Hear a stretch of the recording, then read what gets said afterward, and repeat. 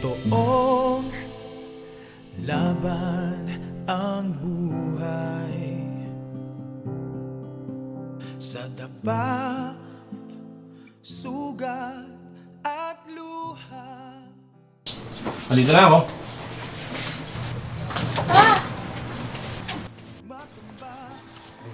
Anak! Papa!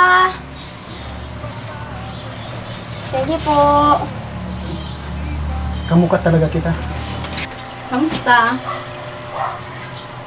Pat, naparito ka. Tess, ito pala yung invitation. Punta kay ni Henry, ha? Sige.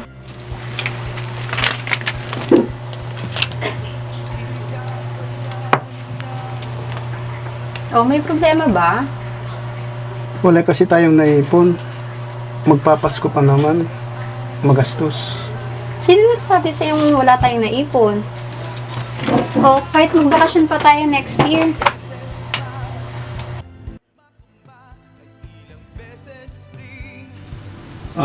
Pang-gift-giving yan. Maraming salamat po, pa. The best ka talaga. Tara.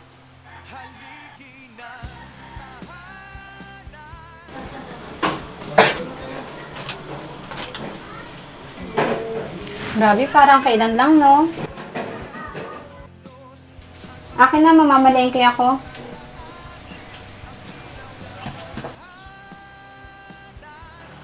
Ano ba yan?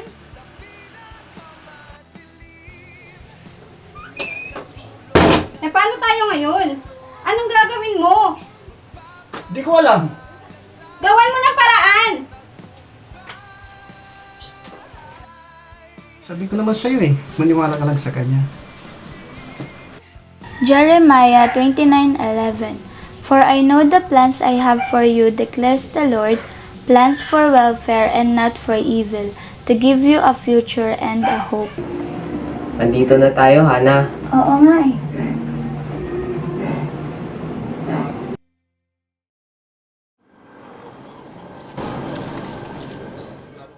Sige, tulak mo yan. Sige, tulak mo.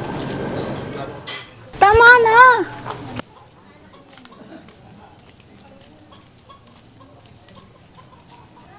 Ano ka ba naman, Sam? Bakit ba lagi ka nalang nakikisali sa gulo? Pakailan mo ba? Sa ganito ko eh. Ang dami mong dada. Dinaig mo pa si mama at papa. Malamang, mapakay ako. Magkapatid tayo eh.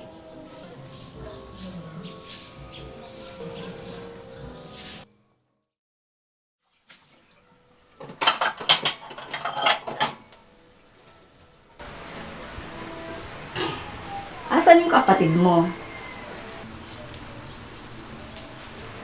Yan na lang ba ang gagawin mo? Kapatid mo lagi nakikipag-away. Ikaw laging nasa cellphone.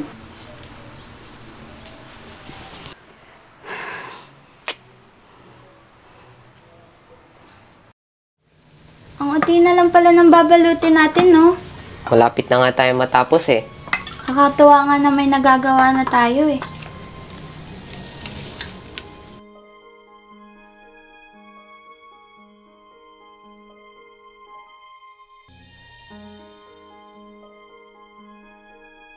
Para sa iyo, Lord, isang matatag, maginhawa, at panatag na komunidad. 4 na bahay na lang. Sakto, 4 na lang din tong hawak ko. Tara!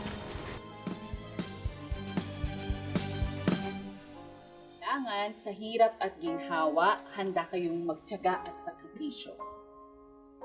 Pangalawa, dapat may pangarap. May gusto kayong marating at mabuting. Importanteng maging buo ang loob. Magsikap sa buhay. At higit sa lahat, manalig sa Diyos.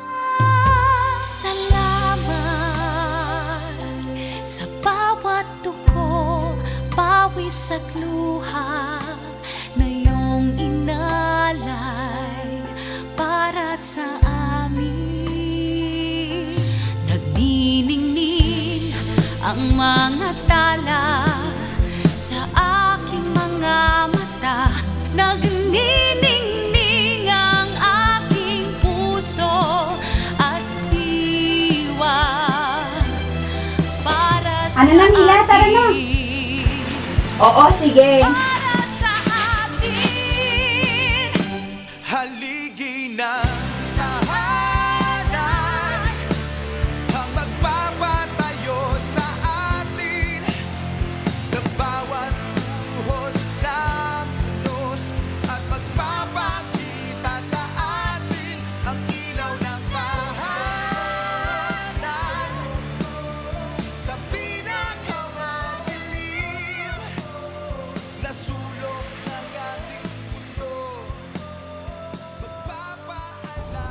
Ano ang ating mga pangarap at hangarin sa pamilya? Ano ang ating hinahangad para sa kapakanan ng mga mahal natin sa buhay? Ano man ang mga ito, lakas loob at buong tapang nating itong pinagsisikapan. Tayo'y gumagawa ng angkop na kilos para marating ang mga ito. At bakit? Dahil mahal natin ang ating pamilya. Dahil hinahangad nating ibigay ang ating lahat para sa ating pamilya. Naway sa pagdiriwang natin sa araw na ito, atin din ipagbunyi na lahat tayo ay kabilang sa pamilya ng Diyos. Tayong lahat ay hindi lang kapwa-tao, kundi magkakapatid sa pamilya ng Panginoon. Bilang magkakapatid, sana sikapin din natin maging daluyan ng pagmamahal, paghilom at grasya sa isa't isa. Sana kapit-bisig ang bawat isa. Sabay-sabay tayong magsikap marating ang isang matatag, maginhawa at panatag na komunidad. Mabuhay po tayong lahat. Mabuhay po ang pamilyang Pilipino.